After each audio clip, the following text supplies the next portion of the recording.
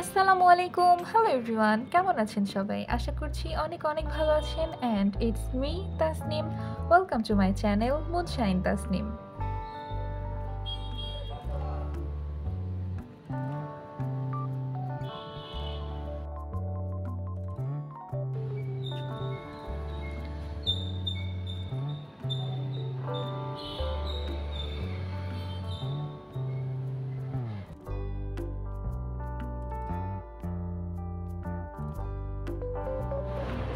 High.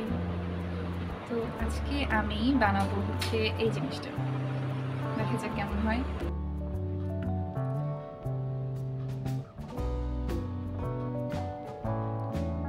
নতুন experiment করতে গেছিলাম। আর ভাই রে ভাই, আমার না অনেক কষ্ট লাগতেছিল। এই কি বলে, এই আঠার নামটা ভুলে গেছি। যাই হোক, এত এত করে এই আঠাটা এখানে লাগাইতে আমার অনেক কষ্ট লাগতেছিল। এইবার এটাতে হচ্ছে কি বলে, যাই হোক কিছু একটা, ওই যে কালকে যে কিনে নিয়ে আসলাম চক পাউডার, ওইটা প্রদীপ দিব।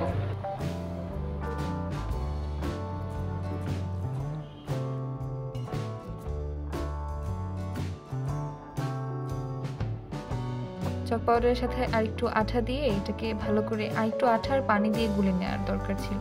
হ্যাঁ, গুলে নিলাম। তো গুলে নিয়ে এটা দিয়ে ওই উপরে, এই কার্ডবোর্ডের উপরে প্রলেপ দিতাম, মানে দেওয়া লাগতো, দিচ্ছিলাম আর কি। কি দিয়ে কি বলি, যাই হোক।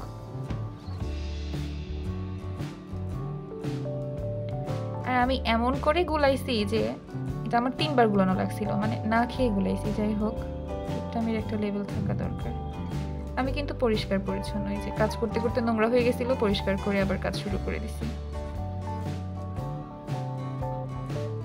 And ready my wall hanging. Yay!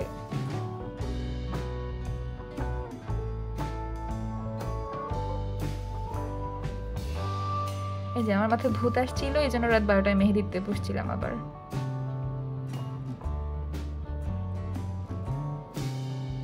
Next day সকালে আমি এখন মেহেদি উঠাচ্ছিলাম।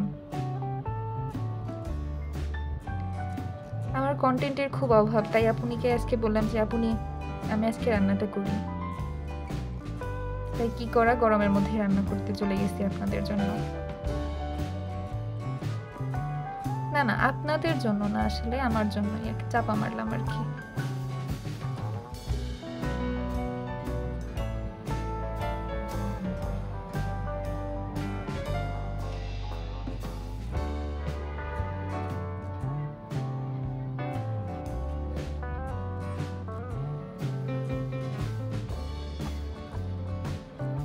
আমি কিন্তু রান্না বান্না ভালোই করি, খারাপ হয় না একদম। খারাপ হয় নাকি? আমার রান্না বেশ ভালোই হয়। একদিন আপনাদেরকে রান্না করে খাওয়াবো। এই যে হাবিজাবি যা যা মশলা আছে সব কিছু দিয়ে রান্না করলাম। না, এখন আমি তেল দিছি জিরা, কি বলে, পাঁচফোড়ন, না না পাঁচফোড়ন না, তো মাছে না, জিরা, তেজপাতা, এলাচ, দারুচিনি।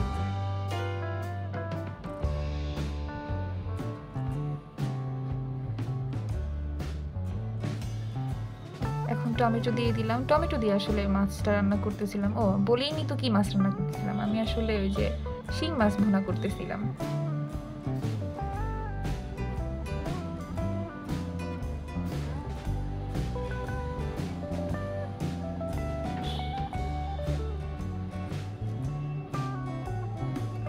শিং মাছ ভুনা আর হচ্ছে কি বলে, শুটকি দিয়ে মিষ্টি কুমড়ার